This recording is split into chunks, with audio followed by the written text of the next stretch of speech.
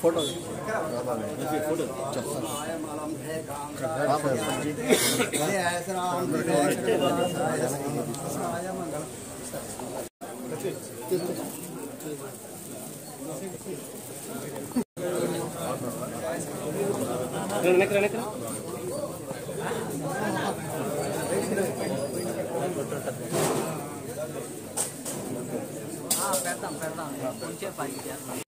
దీంట్లో చంద్రబాబు నాయుడు రాజకీయంగా చేసినటువంటి ఈ ఆరోపణలను నిగ్గు తేల్చాలి, బయటికి రావాలి. అందులో తిరుమల తిరుపతి దేవస్థానం మీద ఇటువంటి వ్యాఖ్యలు చేసి భ్రష్టు పట్టించాడు చంద్రబాబు నాయుడు గారు. రాజకీయాలని రాజకీయాలుగానే చేయాలి. నీకు సత్తా ఉంటే, దమ్ము ఉంటే జగన్మోహన్ రెడ్డి గారిని ఎదుర్కోవాలి తప్ప దేవుళ్ళని అడ్డం పెట్టుకొని రాజకీయం చేయాలనడం హాస్యాస్పదం. సిగ్గులేదు నీకు కొద్దిగా కూడా. ఏదో అధికారంలోకి వచ్చేసావు, వాగ్దానాలు చేశావు, నీ ఇష్టం వచ్చినట్టు అబద్ధాలు చెప్పావు. 2014లో కూడా మోసం చేశావు రైతుల్ని, మహిళల్ని.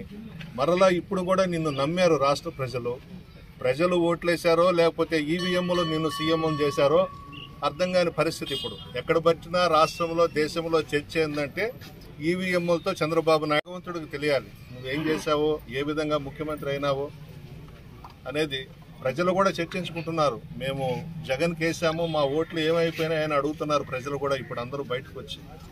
ఇటువంటి సమయంలో మీరు చేసినటువంటి వాగ్దానాలను పక్కన పెట్టి అవి ప్రజలు చర్చించుకోకుండా ప్రజలను డైవర్ట్ చేసేదానికి ఇటువంటి ఆరోపణలు చేయడం మంచిదా చంద్రబాబు నాయుడు గారు అని అడుగుతామన్నాను నేను.